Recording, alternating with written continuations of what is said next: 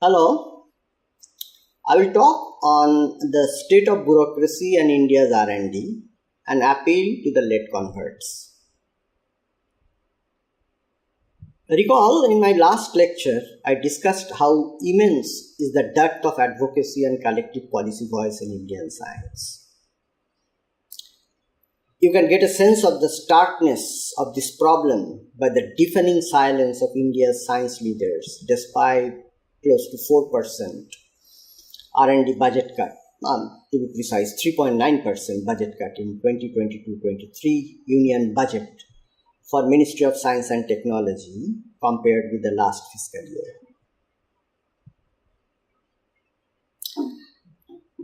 In the previous lecture, I passingly mentioned the problem of mindless bureaucracy that afflicts the daily lives of Indian researchers.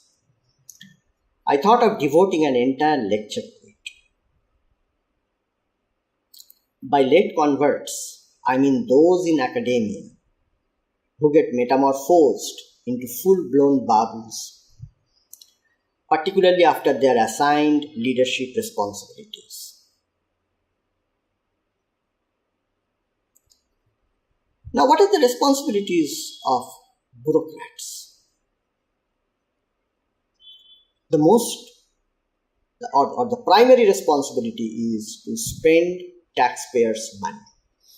That is, they are responsible for spending public funds allocated by the government. What is worrisome is that despite the serious nature of this responsibility, the proof of success is difficult, if not impossible, to define. And that is because the bureaucrats manage to engineer a nebulous system and perpetuate it.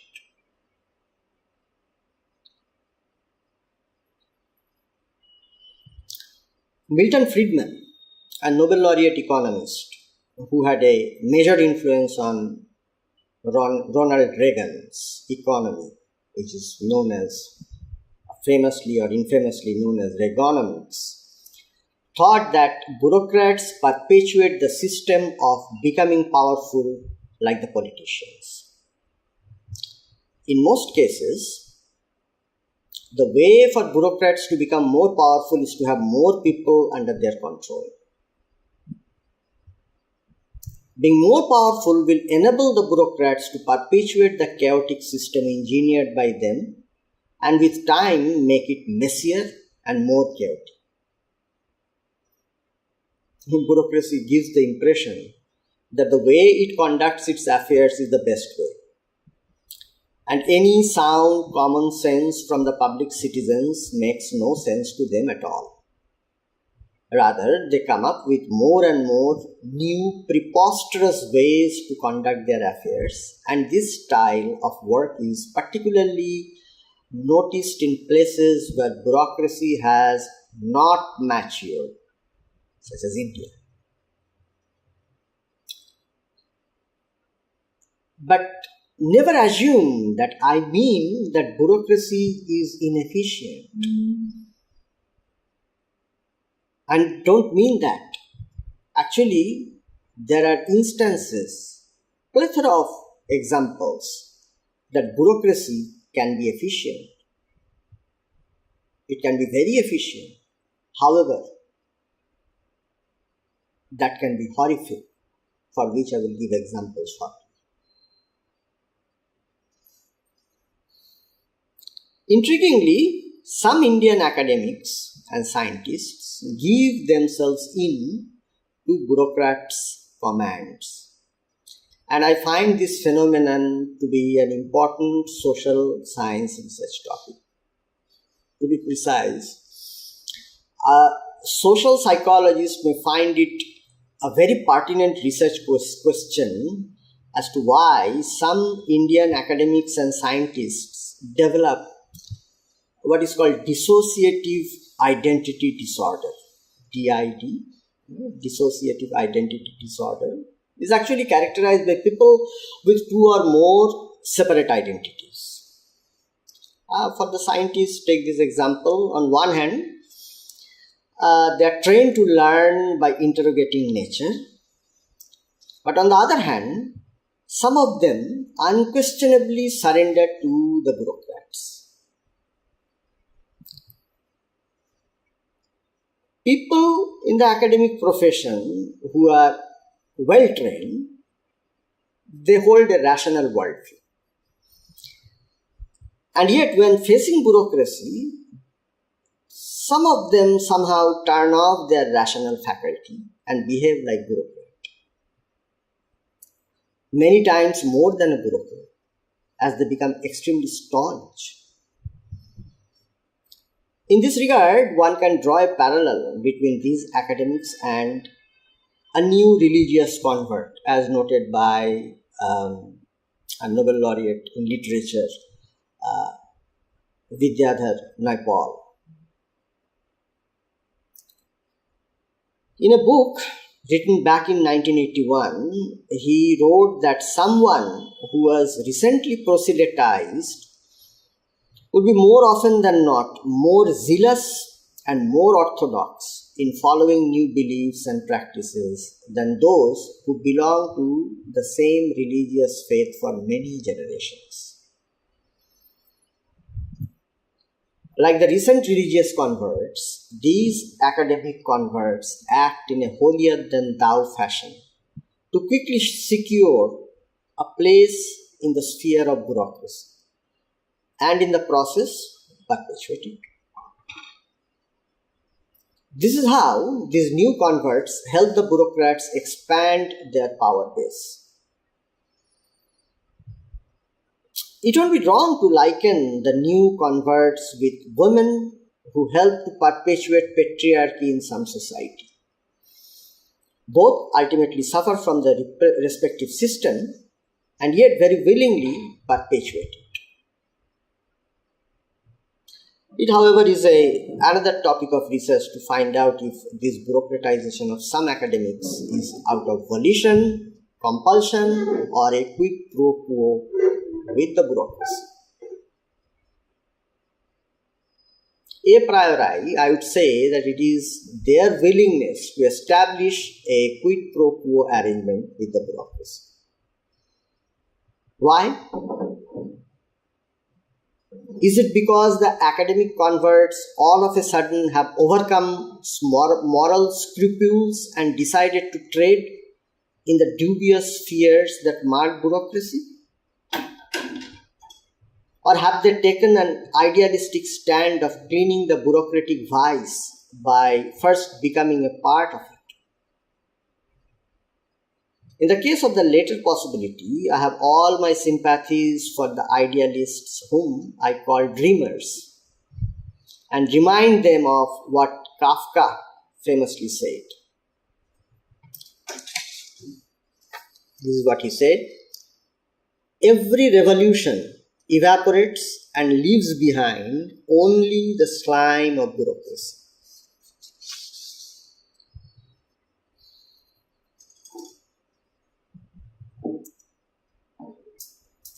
Now these converts, the converted bureaucrats in their new avatar, become secretive. A key feature of bureaucracy observed by Max Weber, a 19th century German sociologist. Weber noted that the running of bureaucracy is possible only if all facts are kept official secret, quote unquote, official secret. By secrecy, it means that everything under the carpet. But secrecy is the antithesis of research culture. But these converts then begin to ape the babus and partake the culture of camouflage. By doing that, they begin to distance themselves from their academic peers and unknowingly come close to the babus. The babus immediately seize the opportunity and begin infusing regular doses of bureaucratic indoctrination until the newly found victims, that is, the academics, the academic leaders, are completely radicalized. And that is how, as I said before, at many a times, these converted academics become die-hard more than the most hardened babus. Another 19th century scholar, this time a political economist, English political economist, John Stuart Mill, once wondered if all the mechanical inventions so far made have lightened workers their hardship and toils. 150 years later, seeing the plights of sanitation workers, manual tile cutters, brick kiln laborers, etc., one finds Mill's observation to be still valid in India.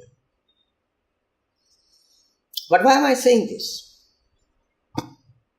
Because I find a parallel between the mechanical revolution, the failure of the mechanical revolution to improve the lives of large section of Indian labor force, and the present day AI revolution that is being denied to Indian researchers. And we, the plebeians, the foot soldiers of R&D, are more and more bitten by the bureaucratic rules. Just inquire from the researchers how cumbersome and frustrating the procurement of research materials and equipment has become in the last few years. What ensues after dealing with the tangled purchase procedures by the researchers is surrendering of research funds. You can very well imagine how demoralizing it is for the researchers to surrender unspent funds while their research is suffering. Our science leaders display enthusiasm in implementing these convoluted purchase procedures unquestioningly and measure their efficiencies by counting how many audit paras they have cleared per year, as though that precisely was their professional training, as though that solely was their primary curriculum during their academic upbringing, based on which they have been given R&D leadership assignment. Alas, had these academic babus, so I call them, knew the ghastly track records of bureaucracy before embracing it. The figures I am going to say now is going to be sickening. Bureaucratic system was integral to the extermination of 5 million Jews by Nazis, 3 million Bengalis in East Pakistan, along with unique genocidal rape of close to 500,000 Bengali women by Pakistan military, almost 2 million Cambodians by Khmer Rouge, nearly 1 million Indonesians by Suharto, and 1 million Tutsi and Hutu by the Rwandan military. How? As I mentioned before, bureaucracy can be very efficient in large-scale wrecking of people's lives, sometimes through action, sometimes through inaction. Here is the example of selective action taken by bureaucracy that made several genocides possible. Regarding inaction, I will come to it shortly. By investigating the proactive bureaucracy leading to genocide, Gary Uzzoni, an American political scientist, as recently as 2019, showed that with other conditions remaining the same, an increase in bureaucratic quality should increase the severity of genocide. Bureaucratic quality enables the state to gather information very efficiently. The idea of identification process of Jews and other ethnic groups deemed undesirable by the Nazi regime has been revealed in that famous book. It didn't publish that long ago, it was fairly recent, I think 10 years back, the book by Edwin Black, book named, the title is IBM and Holocaust. And if you read that book, you would know the cold and calculative actions of bureaucracy in the process of genocide. Bureaucracy will then allocate and distribute state resources effectively in accomplishing the genocidal goals of the government despite, remember, the turmoil that often accompanies such violent conditions. Bureaucrats therefore prepare the ground for streamlining the logistic supports for a foolproof genocide to be successful.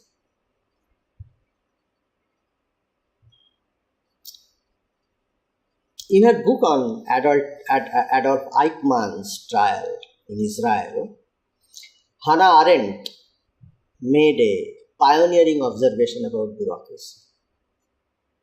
Briefly, Eichmann was a Nazi war criminal who was captured in 1960 by Mossad from Argentina, where he was hiding since the end of World War II. He was then smuggled out of Argentina by Mossad to Israel to stand trial for crimes against humanity. And Hannah Arendt was then a reporter for the New Yorker, and she was covering the trial. After the trial, Eichmann was hanged, and then Arendt in 1963 wrote a book. It is Eichmann in Jerusalem, a report on the banality of evil. That was the title of the book. A report on the banality of evil.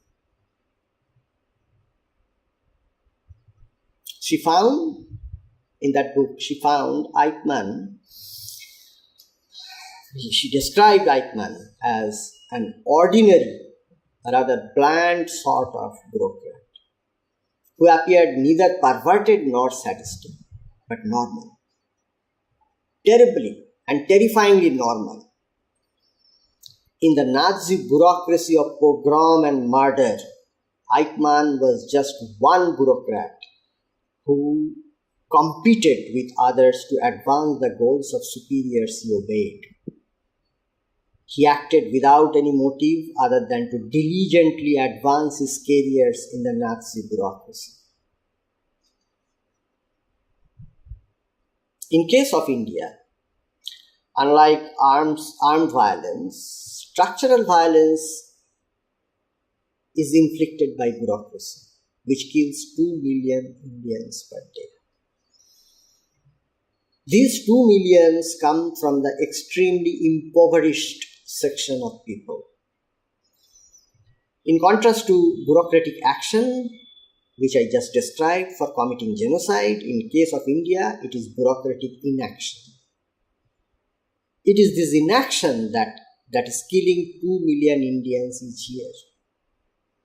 I am here citing the research of Dr. Akhil Gupta, an Indian-American anthropologist and a UCLA professor, which he has shown in his book, which has come quite recently in 2020. The name of the book is Red Tape, Bureaucracy, Structural Violence and Poverty in India.